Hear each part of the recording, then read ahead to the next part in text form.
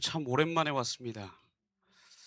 개인적으로 저는 이곳 교회 여러 가지 부침을 겪었는데요. 싱글로 와서 더블이 됐다가 트리플로 나갔습니다. 이제는 4배가 돼서 7년 만에 다시 돌아왔습니다. 큰아들이 올해 초등학교를 가는데 아들이 100일이 되기 전에 주치 선생님도 여기 계시고 이곳을 떠났던 그날의 감정도 아직 기억하고 있습니다. 많은 구성원들의 교체가 있었다고 들었는데 여전히 많은 분들을 기억하고 또 자리를 지켜주고 계신 여러분들께 개인적으로 감사를 드립니다. 저와 제 처의 은사님도 여기에 분명 싱글로 계셨다가 더블이 되셔서 은혜가 됩니다. 이곳은 저에게 정말 잊을 수 없는 교회입니다. 저는 이제 목회 가운데 3번째 교회였는데 지금 5번째 지금 목회 중인데 아직도 순천만한 교회가 아직 없습니다. 만감이 교차합니다만 이 시간 하나님께서 저에게 주셨던 감동이 여러분들에게 같이 전달되기를 간절히 기원합니다. 여러분 혹시 길치라는 말을 아시나요? 길치. 길치라는 말이 누구를 가리키는 말이죠? 길을 잘 찾는 사람을 이야기하나요? 길을 잘 못 찾는 사람 이야기하나요? 길을 잘 못 찾는 사람 이야기합니다. 지금 보이시는 사진이 어디신지 아시죠? 교회 은행 사거리가 앞에 있는 교차로입니다.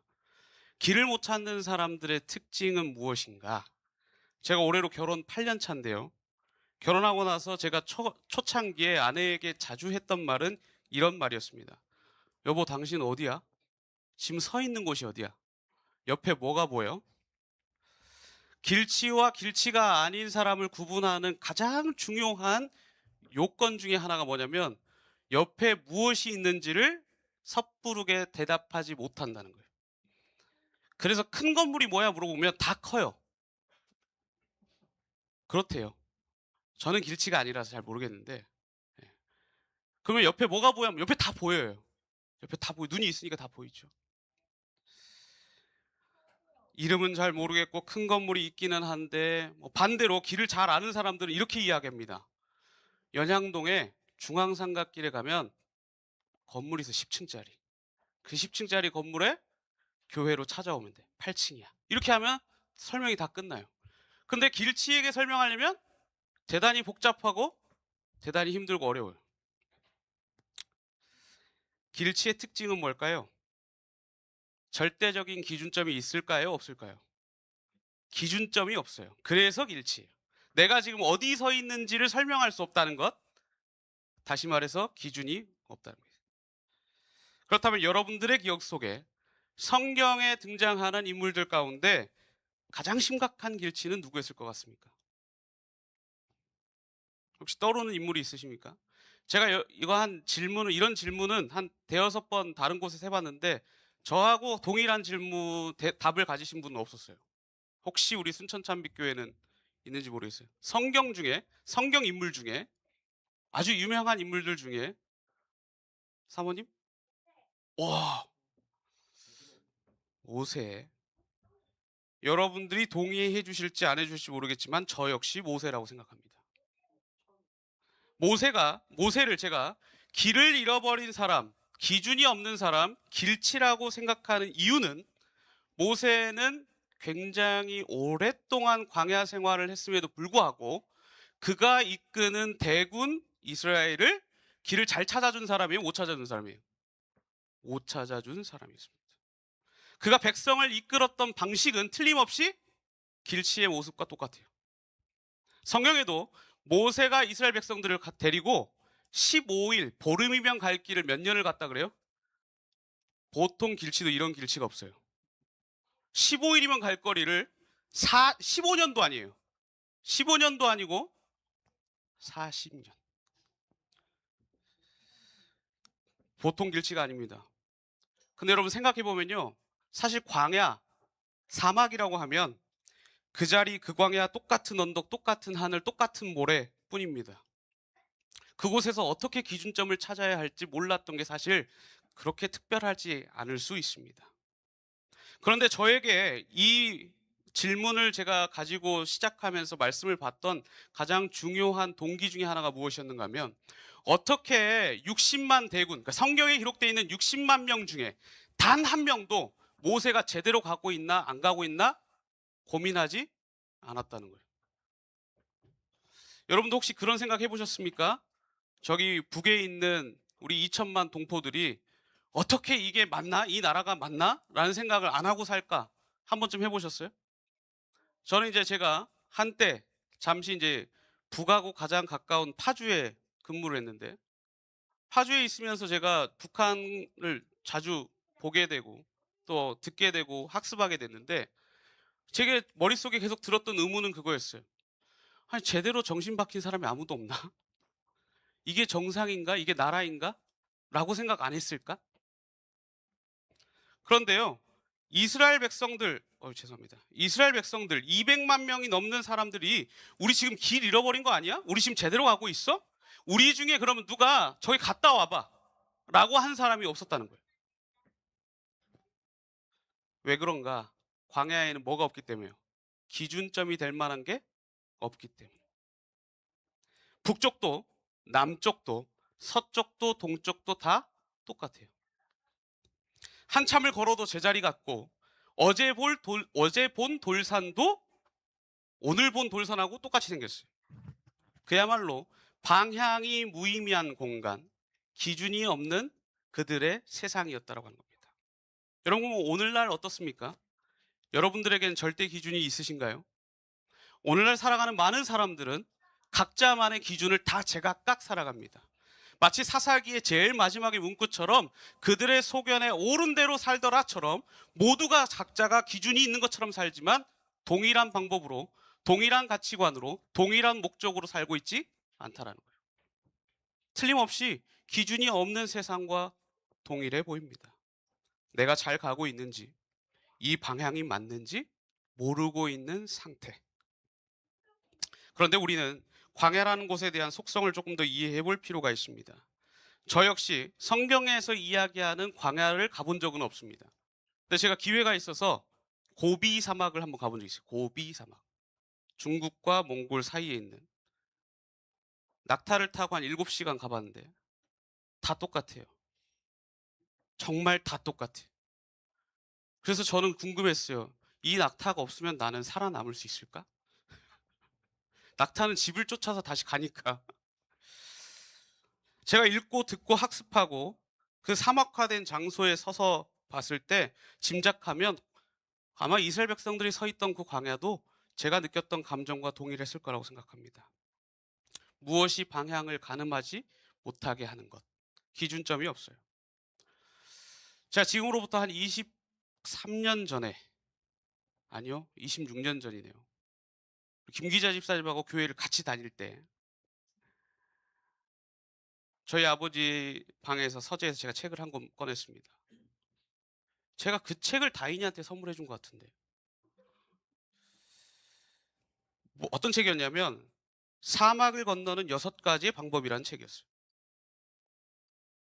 근데 여기 가운데 6가지의 방법을 소개하고 있는데 제가 다 기억은 안 나요. 근데 첫 번째 방법이 뭐였냐면 북극성을 찾으라는 거예요. 북극성을 찾으라는 이유는 뭘까요?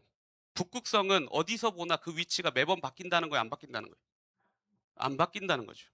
그러니까 제1 법칙이 뭐라는 거예요? 바뀌지 않는 기준점을 찾으라는 거예요. 그래야 사막을 벗어날 수 있다는 겁니다.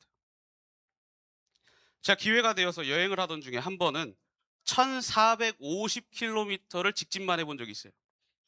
제가 오늘 서울에서 순천 참빛교회까지 396km를 달려왔는데 구비 길도 있고 왼쪽 오른쪽 좌우 왔다 갔다 하는 길들이 있는데 단 한 번도 1450km 구간 동안 단 한 번도 좌우로 조금도 치우치지 않고 정말 차만 가만히 핸들만 잡고 있으면 처음부터 끝까지 다 갈 수 있을 것만 같은, 양옆을 바라보면요 다 똑같은 풍경이에요.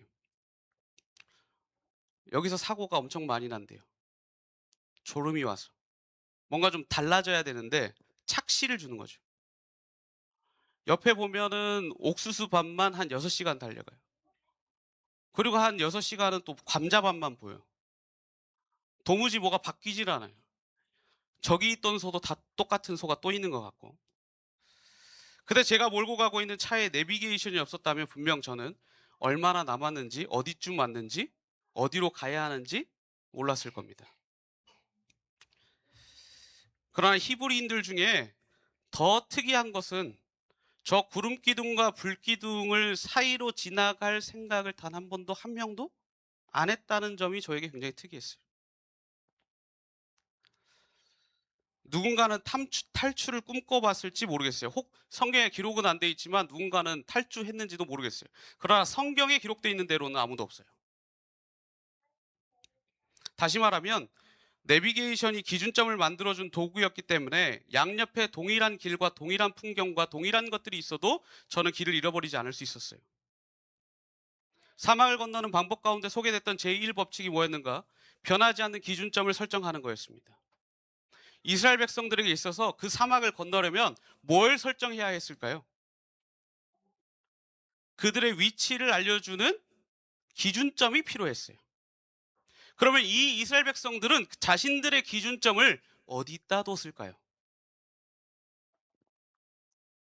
여러분, 이스라엘 백성들이 자기의 기준점을 6월절에 어린 양 피를 발라가지고 좌우 설조와 문 임방에다가 하나님께서 필요해 가지고 초태생들을 살리셨던 그 하나님에게 그들의 주안점을 뒀습니까? 초점을 뒀나요? 그런데 성경 출애굽기에 보면요. 모세가 시내산 여호와의 산에 총 8번을 오르락내리락 합니다. 이 오르락내리락 할 때마다요. 이스라엘 백성들이 사실 불평과 불만을 해요. 그 전후로 이스라엘 백성들이 불평과 불만의 장면이 나옵니다. 불평과 불만을 할 때마다 모세는 어디에 올랐다는 거예요? 하나님의 여호와의 산이라고 하는 곳에 올라서 자신만의 기준점을 찾아왔어요. 그런데 이스라엘 백성들은 40년 동안 방황하면서요. 자신들의 초점이 하나님한테 있었던 것 같아요. 아니면 또 다른 누군가에게 있었던 것 같아요. 아니면 아예 없었던 것 같아요. 1, 2, 3번 중에 뭔 것 같습니까? 2번이요? 아무도 없었어요? 아, 다른 무언가. 뭐가 있었을까요? 본인들?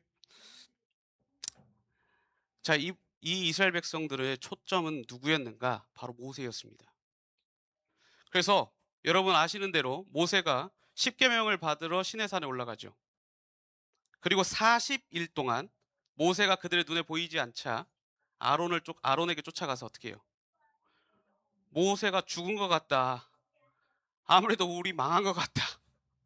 그러니까 우리를 이곳에서 구해낼 신을 우리 만들어 달라. 하나님이 그들의 신이 아니었고 누가 신이었던 거예요? 모세가 그들의 신이었어요. 이스라엘 백성들이 광야를 지금까지 몇십 년 동안 지나오면서 단 한 번도 하나님이 그들의 신이었던 게 없어요.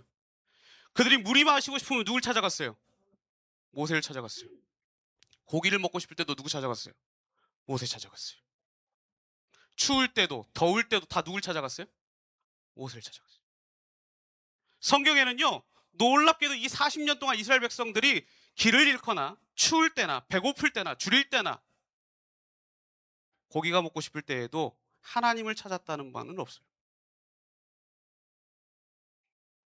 여러분 보세요. 이스라엘 백성들이 6월절을 지내고 나서 이제 광야로 출발합니다.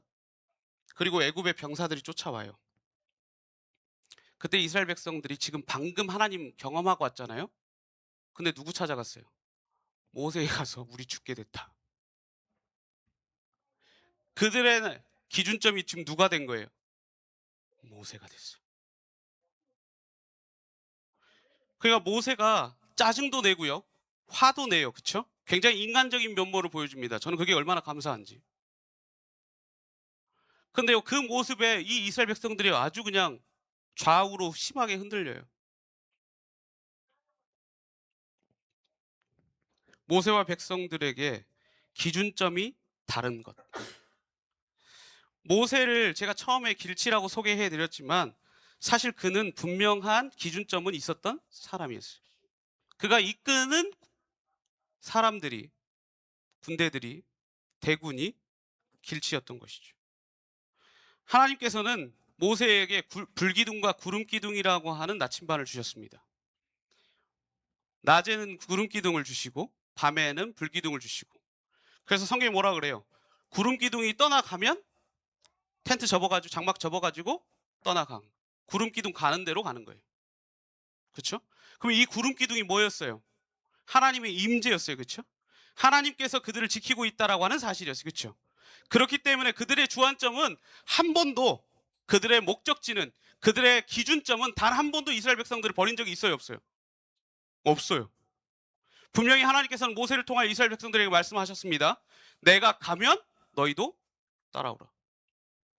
근데 이스라엘 백성들은 아무도 하나님이 자신들을 이끌고 있다는 사실을 알았어요, 몰랐어요? 몰랐던 것 같아요.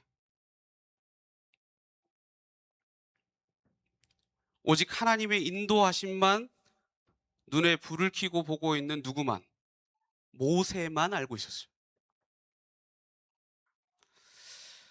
모세가 대군 이스라엘을 이끌고 가장 앞서간 사람처럼 보였지만 그는 심지어 미디안 광야라는 40년의 세월 사전답사도 해봤지만 여전히 광야에서는요, 왼쪽으로 가야 되나 오른쪽으로 가야 되나 모르는 사람이에요. 왜요? 자신이 기준을 삼으면 알 수가 있어요, 없어요? 몰라요. 자신이 생각하는 대로만 가면 길이 맞는 거예요, 틀리는 거예요? 틀려요. 거의 모세는요, 이 광야에서 맹인에 가까운 사람이었습니다. 어쩌면 그는 지도자라고 불리기에 너무 부족함이 많은 가장 애굽화된 지도자였던 사람이에요. 왜요? 애굽에서 그는 제왕학을 배우고 군사학을 배우고 경제학을 배우고 수사학을 배우고 가장 많이 교육받은 사람 중에 한 명이었어요. 그런데요, 그곳에 서서는 그가 배운 지식으로는 길을 알려줘요, 못 알려줘요? 알려주지 못해요.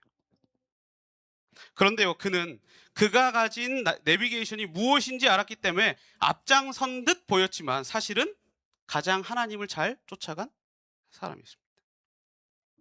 때로는 우리 모두도 모세처럼 보일 수 있습니다. 왜 아직 이 상황을 벗어나지 못하는지, 왜 내 인생만 이렇게 돌아가고 있는 건지. 하지만 중요한 건 방향이 아니라 기준이라는 겁니다. 세상은 우리에게 방향이 중요하다고 가르칩니다. 방향을 어떻게 잡는 게 굉장히 중요하다고 이야기합니다. 방향보다 더 중요한 게 있는데 그것은 뭐냐면 내가 삼아야 할 기준이 무엇이냐는 것이죠. 우린 때로 방향을 설정하는 단계에서도 좌우를 살펴요. 그렇죠? 이곳이 좋은가? 저곳이 좋은가? 무엇을 보고 가는가? 누구를 믿고 가야 하는가? 아마 교인분들은 이럴 수 있습니다. 담임 목사, 당신이 잘 가야지 우리가 잘 가지. 옆에 있는 남편분에게 이럴 수 있습니다. 내가 성경 못 봐도 당신이라도 성경 봐야지. 그런데요, 그 모습이요, 골리앗을 앞에 두고 있는 이스라엘의 백성들의 모습에 동일하게 보입니다. 이스라엘 백성들이 이때처럼 우왕좌왕했던 적이 없어요. 전쟁에는 나섰는데 아무도 어느 누구 하나 전장에 올라설 사람이 없습니다. 왜냐하면 그들의 눈앞에는 자신들의 방향을 마비시킬, 자신들의 기준점을 마비시킬 골리앗이 있었기 때문에. 그래서요, 자중질환이라고 그러죠. 자기들끼리 싸우고 있어요. 누가 갈 건지. 네가 가. 너가 가. 너가 더 많이 전쟁했잖아. 다윗은요, 이 자리에서 결단코 사울더러 당신이 이스라엘의 왕이지 않습니까? 라고 하지 않아요. 당신이 이스라엘 백성 중에 가장 키가 크지 않습니까? 라고 말하지 않아요. 분명 사무엘이요, 사울에게 기름을 부을 때 다른 사람보다 한치나 더 크다 그랬어요. 그럼 이스라엘 백성들 중에는 가장 장신이에요. 골리앗과 싸울 수 있는 능력을 가졌다고 하면 누구만 가지고 있어요, 유일하게? 사울만이 대적할 수 있어요. 사실 사울은요, 이날 전쟁 전까지만 해도 전쟁에서 계속 승리하던 승리자였습니다. 전쟁에 나가본 경험이 제일 많았고 전쟁에서 승리해본 경험도 제일 많았던 사람이었어요. 그런데 그도 천막 안에 들어가 있어요. 우리는요, 신앙하다가 문제가 생기거나 우리가 혼란이 생길 때 있잖아요. 우리의 주변을 자꾸 팝니다. 너가 가야지, 네가 가야지, 내가 해야지. 근데 다윗의 장면을 보면요, 우리의 대적은 여기 있는 게 아니고 저 적군 골리앗이었다는 사실을 기억하게 합니다. 기준점을 가리고 있는 게 문제예요. 지금 방향에 옆에서 떠들고 있는 사람이 우리의 문제가 아니고 옆에서 잘못 가고 있는 사람이 내 문제가 아니고 절대적인 기준 하나님을 가리고 있는 골리앗이 문제라고 하는 것이죠. 그는 사무엘에게 기름 부음 받았으니까 나 믿고 따라와라고 이야기하지 않았습니다. 그저 그는 하나님의 이름이 이방인에게 조롱받는 그 자체가 너무 기분이 나빴어요. 한 번은 제가 지하철을 타려고 하는데요. 현금도 없고 카드도 없어서 당황했던 기억이 있습니다. 사람들은 줄 서 있는데 제가 이제 식은땀을 뻘뻘 흘리면서 뒤로 물러났습니다. 방향이 아닐 때, 어떻게 해야 하지 못할 때 당황합니다. 이스라엘 백성도 마찬가지였어요. 어디론가 가면 가겠지만 어디로 가야 할지를 도무지 몰랐기 때문에 그들은 제자리를 뱅뱅뱅뱅뱅 돌 수밖에 없었어요. 모세가 사라지자 금송아지 만들었죠. 기준을 잃은 그들의 눈에는 눈에 보이는 무언가라도 세우고 싶어 했습니다. 오늘 우리도 마찬가지입니다. 하나님의 기도에 응답이 없을 때, 기도에도 소식이 없을 때, 앞이 막혀 있는 것 같을 때 우리는 무엇을 기준으로 잡고 있습니까? 우리는 그때마다 경험되지 않은 하나님, 내가 경험해 보지 못했던 그 순간들을 기억하고 있는 건 아닌가 돌아볼 필요가 있어요. 하나님께서는 분명히 하나님께서는 늘 우리와 함께 하시겠다고 말씀하셨어요. 그리고 그 말씀하신 약속과 그 언약은 지난 6,000년 동안도 단 한 번도 변한 적이 없어요. 앞으로 6,000년 동안도 변하지 않을 거예요. 그렇다고 하면 우리에게 있는 것들은, 앞에 막혀 있는 것들은 환경과 여건일 뿐이에요. 기준이 아니에요. 기준이 잘못된 게 아니라는 거죠. 그러면 우리는 기준을 직시하고 그 기준점이 움직이느냐 움직이지 않는가를 볼 필요가 있는 거예요. 모세에게 있어서 당시의 내비게이션은 뭐였을까요? 저는 지팡이였다고 생각합니다. 하나님께서 그에게 과거에 등장할 때마다 항상 함께 했던 지팡이. 그래서 홍해를 가를 때 뭘 내밀었어요? 지팡이. 지팡이에 기적이 있는 게 아니고 하나님께서 주신 지팡이. 왜요? 모세가 애굽으로 들어갈 때 하나님께서 뭐라 그래요? 내 품에 있는 지팡이를 들어서 손에서 놓으라 그러죠. 그때까지만 해도 미디안 광야에서 필수적인 지팡이였어요. 그런데 손에 놓았더니 하나님이 보여주는 그 기적을 통하여서 그 지팡이는 더 이상 평범한 지팡이가 아니라 어떻게 된 지팡이? 하나님이 함께한 임재의 상징이었습니다. 하나님께서 과거에 모세를 어떻게 인도하셨고 이끌어내셨는지를 알려주는, 기억하게 만드는 것이었습니다. 하나님은 분명 막다른 곳에서 길을 만드시는 분입니다. 뒤에서 애굽의 병거와 마병, 옆은 절벽, 앞은 홍해. 그런데 하나님은요, 그 절망을 찢고 길을 만들어내십니다. 그러하기에 그분은 출애굽기 14장 13절에 이렇게 말씀하십니다. 가만히 서서 여호와께서 너희를 위하여 하시는 구원을 보라. 제가 이곳 춘천에서 초등학교 4년을 다녔는데요. 순천 팔마체육관을 기회가 되면 많이 갔습니다. 지금도 있습니까? 네. 체육관에 가면 남들이 이렇게 멋있는 이 무선 조종 RC카라고 하는데 되게 비싸요. 근데 그때 가격이나 지금 가격이랑 똑같은 것 같아서 놀라운데. 제가 이제 저는 없었어요. 지금도 없어요. 근데 제가 이제 가면 기억이 납니다. 그 이 주차되어 있는 보도블록 앞에 이렇게 쪼그리고 앉아가지고 사람들이 그 넓은 주차장에서 이 RC카를 조종하면 이렇게 부러워가지고 이렇게 근데 저희 아버지가 제가 그렇게 물끄러미 보고 있는 장면이 마음이 조금 안 좋으셨나 봐요. 그래서 저에게 이렇게 물으셨어요. 아빠가 사주랴? 제가 생각해 보니까요. 그때 아버지의 나이가 저보다 젊었어요, 지금. 김 기자 집사님 만날 때 아버지 나이보다 제가 많더라고요. 올해 제가 41인데. 당시에 이 RC카가 얼마였냐면 30만 원이었어요. 저희 아버지 월급이 35만 원이었어요. 제가 그걸 알고 있었기 때문에 아버지한테 사달라는 말을 못했습니다. 저는 아버지가 농담하신 거라고 생각했어요. 왜냐하면 저희 집 형편에 그건 사치였어요. 사치도 보통 사치가 아니에요. 월급만큼 들어가는 거예요. 저는 에이 퍽이나 아버지가 사주겠다 하고 넘어갔어요. 근데 그렇게 믿고 몇 년을 지내다가요. 제가 고등학교 때쯤에 아버지가 저에게 뭔 이야기를 하다 그 이야기가 불현듯 튀어나왔어요. 그런데 아버지가 저에게 이러시는 겁니다. 그때 저 자동차보다 비싼 무선 헬기를 달라고 했어도 아빠가 샀을 거다.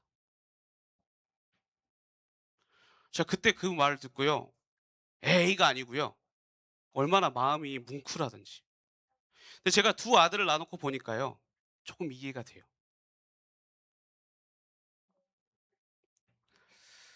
당시에 저는 아버지의 말씀을 도무지 믿을 수가 없었어요. 그런데 몇 년이 흘러서는 그리고 제가 아들을 둔 아빠가 됐을 때는 아버지가 허언은 아니었겠구나. 아버지의 마음이 얼마나 진실이었고 진심이었는지 깨닫게 된 거죠. 어, 저에게 이제 두 아들이 있습니다. 목메달이라고 하는데 그리고 여전히 저에게만큼은 가장 아름답고 사랑하는 예, 여인도 있습니다. 근데 이 네 명의 가족도요. 마음이 안 맞으면 길을 잃어버려요.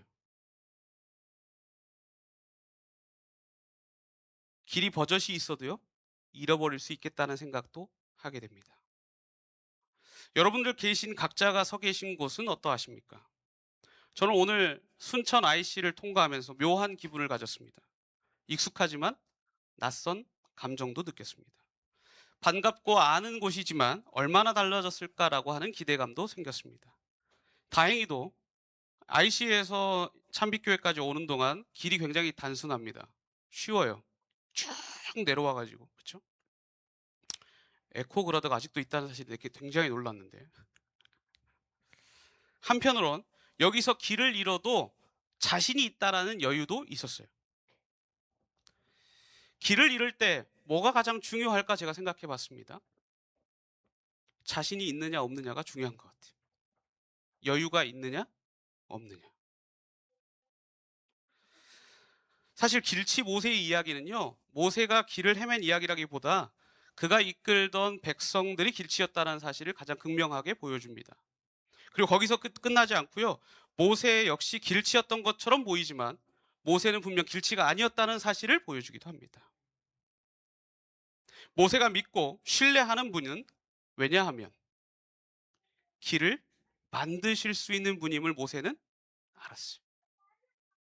왜 그걸 어떻게 알았는가? 제가 그걸 어떻게 깨달았냐면 여러분 뒤에는 마병이 오고요. 좌우는 절벽이고 앞에는 홍해예요. 길이 있어요, 없어요? 갈 데는 없어요. 하늘로 솟지 않는 이상. 그런데 모세는요. 아까 출애굽기 14장 13절에 말씀하잖아요. 너희는 오늘 가만히 있어서 여호와께서 행하시는 뭘 보라? 구원을 보라. 모세는요. 확실히 깨닫고 있는 게 있었어요.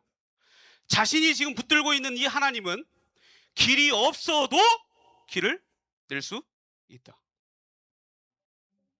그래가지고 어떻게 해요? 60만 대군을 가게 해요. 그리고 따라갑니다. 그리고 모세가 올라서서 물을 다시 닫아요. 근데 모세의 이야기를 가만히 보면요. 같은 패턴이 계속 나옵니다. 이스라엘 백성들은 계속 불평과 불만을 해요. 계속 조급해합니다. 못 참아합니다. 인내가 없어 보여요. 그때마다 모세는 하나님께 물어봐요.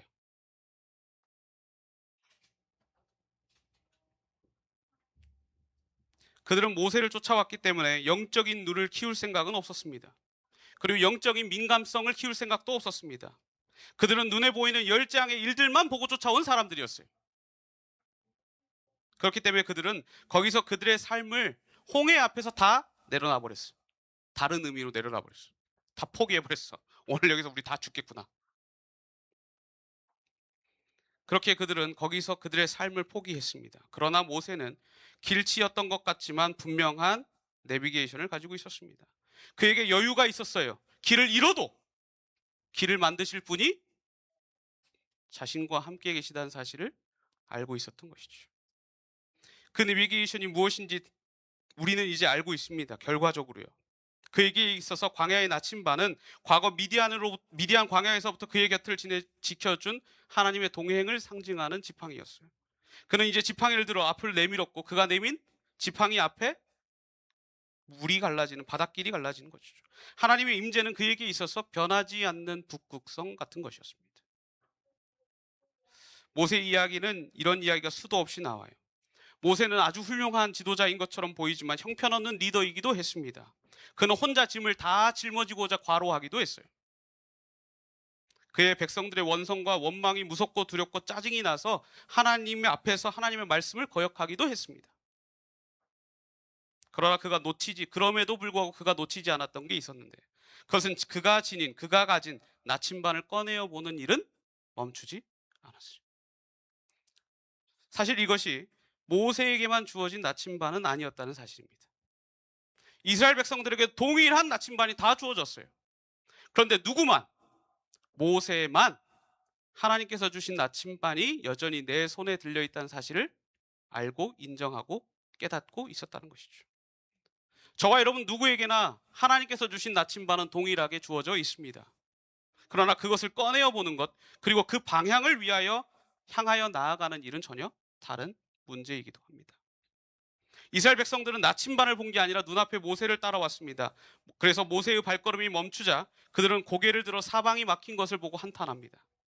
그들이 애굽에서 노역하는 것이 나았을 뻔했다고 이야기합니다. 그러나 모세는 그의 앞에 보이는 하나님이 아니라 보이지 않으시는 그 하나님을 그는 날 때부터 경험합니다. 그의 어머니 요게벳으로부터, 그의 누나 미리암으로부터 자신의 이름대로 건져짐을 당했다는 사실을 그는 12해 동안 듣고 자랐어요. 보이지 않는 손길이 그의 삶을 지키고 있었음을 끊임없이 듣습니다. 우리에게도 보이지 않는 하나님을 어떻게 찾을까? 당장 들리지 않는 하나님의 음성을 어떻게 들을까? 내 기도의 응답이 조금 더디 들릴 때 나는 하나님을 어떻게 확인해야 할까? 그런 의문들이 들 수 있습니다. 그러나 여러분들의 기준점, 여러분들의 절대적 기준점을 다시 확인해 보기 위해 매달리게 되길 간절히 바랍니다. 사실 위대한 지도자 모세도요, 오래 걸렸어요. 그 나침반을 찾는데 40년을 허비했습니다. 그래서 모세는요, 위대한 지도자가 됐는지도 몰라요. 이미 40년 동안 그 나침반을 찾기 위해 미디안 광야에서 수도 없이 하나님께서 함께 하시는 사건을 경험했기 때문이죠. 그런데 그 이후에 모세는 자신이 실수하고 실패하고 넘어지는 그 포인트에서 여전히 자신이 가진 그 나침반을 꺼내는 일을 멈추지 않았다는 사실입니다. 사랑하는 성도 여러분, 저는 성경을 읽을 때마다 감동하는 것 딱 한 가지 있습니다. 성경에는 두 가지가 나옵니다. 히브리서에 보면 의인은 없나니 하나도 없다 그래요. 근데 잠언에 보면요, 대저 의인은 이라고 나와요. 도대체 의인이 있다는 건가 없다는 건가? 근데 잠언의 말씀에는요, 의인은 7번 넘어져도 다시 일어나는 사람, 안 넘어지는 사람이라 했으면 저는 하나님 못 믿었을지도 몰라요. 그런데 하나님이 바라는 의인은 넘어져도 어떻게 하는 사람? 다시 일어나는 사람. 다시 나침반 꺼낼 수 있는 사람. 나침반을 보고 매번 길 확인해가지고 잘 찾아가는 사람 말고 그런 사람은 없다는 거예요. 대저 의인은 없나니 하나도 없다. 나침반 없이 길 잘 찾아가는 사람은 없다는 거예요. 그런데 계속 넘어지고 계속 불안하고 여전히 삶이 우울하고 여전히 삶에 답답함이 있어도 그 순간에 다시 하나님을 쳐다보는 것이 하나님이 바라는 의인이라는 것이죠. 그게 해답인 것 같아요. 자꾸 꺼내어 보는 것, 또 열어보는 것, 자꾸 떠올려 보는 것이 필요합니다. 모세는 그 일을 굉장히 잘한 사람이었어요. 그리스도인의 마음과 품성과 인격이라는 책 28장에는 이런 문구가 있습니다. 그리스도를 부르짖으라. 그리스도는 당신의 도움이시며 구원자이시다.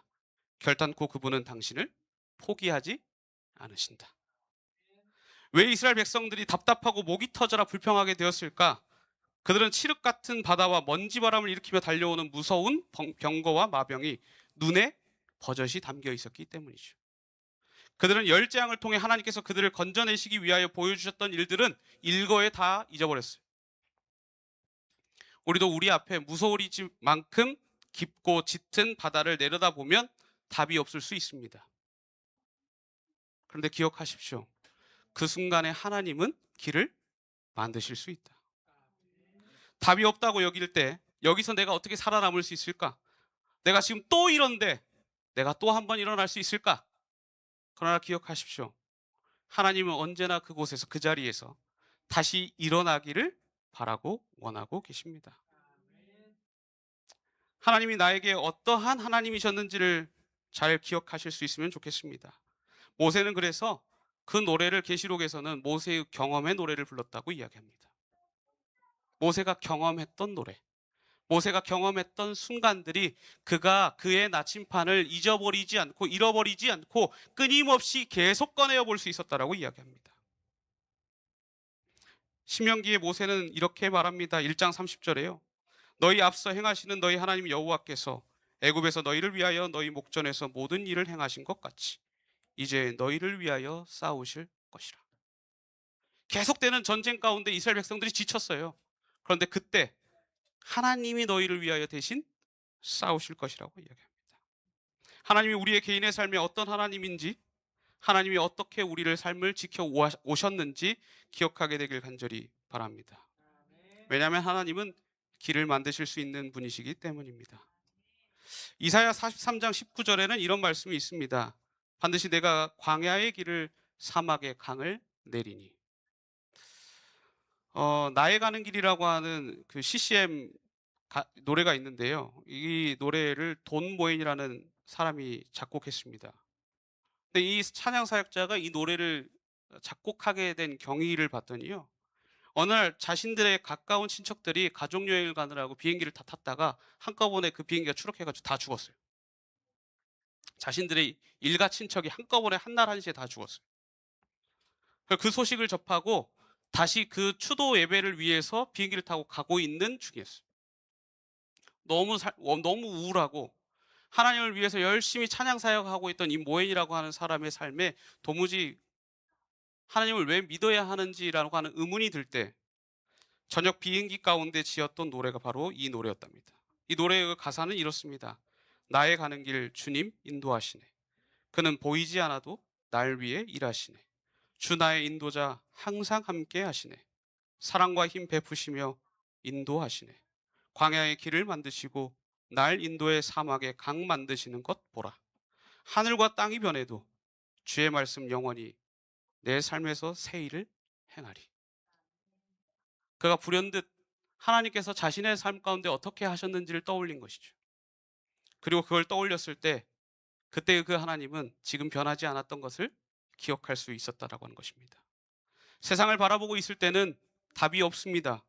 물론 보이지 않을 때 그 답답함과 참을 수 없는 터질 것만 같은 상황들이 우리 앞에 놓여진 것도 사실입니다. 감사하게도 하나님은 그것도 아셔요.